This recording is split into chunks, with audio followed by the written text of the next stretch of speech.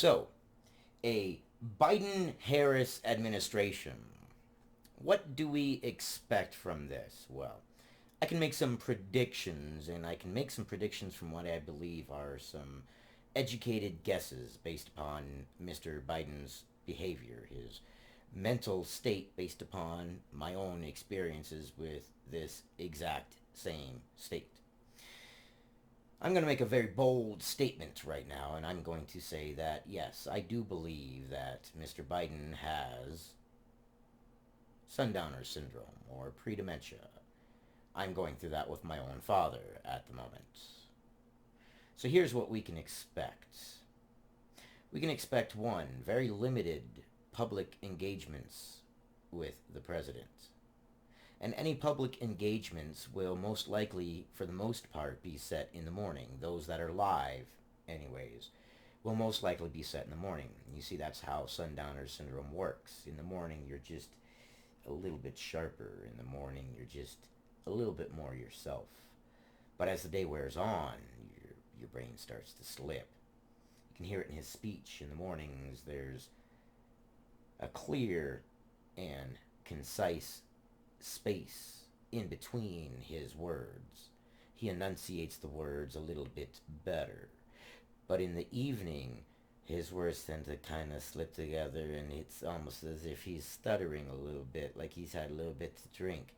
And that is almost the effect. Imagine being slightly buzzed, but not knowing why you're buzzed, and not even knowing that you are buzzed. Your brain is just old. And it's nothing against Biden at all. I'm just extrapolating from my own experiences what we can expect. I further extrapolate that we can probably expect Mr. Biden to say things such as, yes, he supports oil being ended, and everybody going a gasp of, why would you do that? Hmm? But then behind the scenes, the administration coming out with uh, releases and press releases saying, oh, no, no, no, he didn't mean it like that. He meant some other different thing, some other method, some other thing. He didn't mean he was going to end oil. Because he's going to slip up on live events and say exactly what he thinks and what he really truly thinks. But then things like ending oil, well, we all know where that would lead. It's a pipe dream. It's something, yes, of course, yes, if we could end oil and flip a switch, and we'd all be fine, by all means, flip that switch. I care about the planet too. I would like future generations to have a better opportunity than my generation, and so on and so forth. That's the purpose of life. People sometimes ask, what is the meaning of life? Well, I'll tell you right now what the meaning of life is. It's life. And not your life, but life. Your children's and their children's. Those are the generations that we should be fighting for, not our own. We only fight for our own generation so that our own generation can survive long enough to fight for the next generation. Well, that used to be the way the thought process was, anyways. We can further expect lockdowns. That I almost assure you. The advisors that Dr. Fauci have are definitely more leaning towards the scientific community. And he did say he would listen to the scientific community. The problem with that is this. The scientific community only cares about the science. They care not for the humans. They care not for the finances. They care only for the science. A good leader takes all venues. A good leader looks at the science, looks at the finances, looks at the future.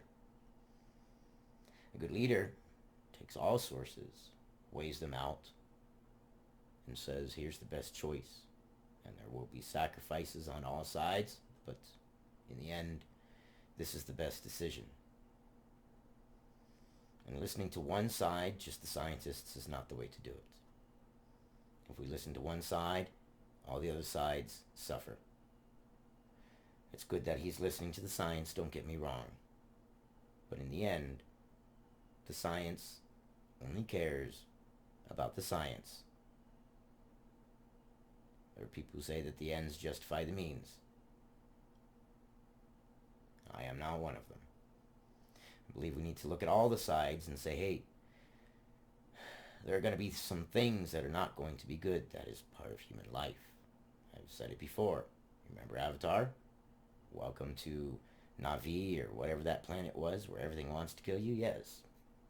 Welcome to Earth, where everything wants to kill you, even down to the smallest, tiniest, unseen thing. But if we destroy ourselves in the process, what have we accomplished? Anything? I'll keep an eye on the Harris-Biden administration, because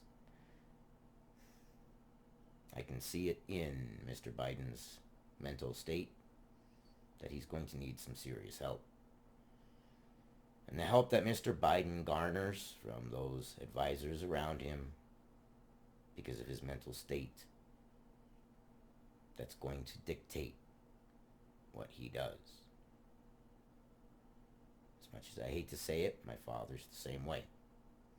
Nothing against anybody who is suffering from this. They're mentally malleable. My father, the other day, I was out cutting wood with a chainsaw. I see a pickup truck leaving. And I come back and I say, hey, Dad, who was that? And he said, well, just some people. And I said, what did they want? He said, oh, they just wanted some stuff. And I felt like I should give them something. And I said, what did you give them? And he said, I don't know.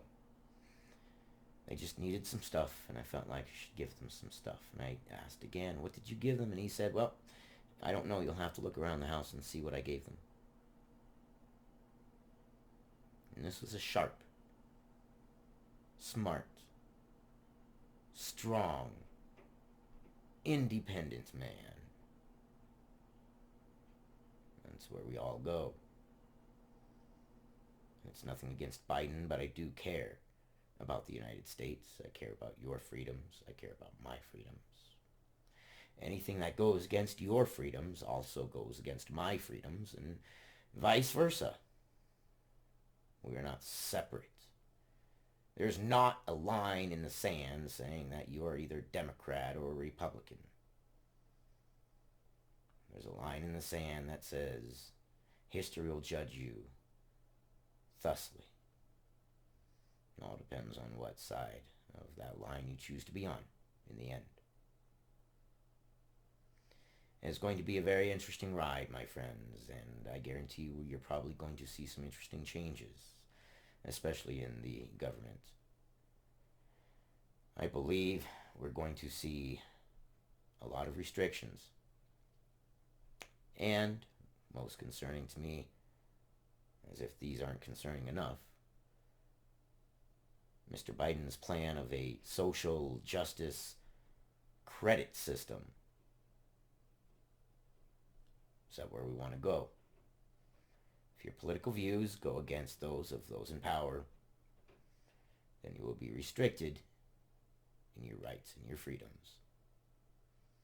Welcome, my friends, to the United, Secure States of America. May God have mercy on our souls. I thank you for your time. You have a good night or a good morning if you're waking up. I will keep you informed to the best of my ability without partisan lines, from a logic perspective and from a perspective that says, hey, history can teach us a lot about the future. And if it's one thing I know, if nothing else, it's history. I love my history. I am a history buff. But before I ramble further, because I really love talking to you guys, take care. I love you.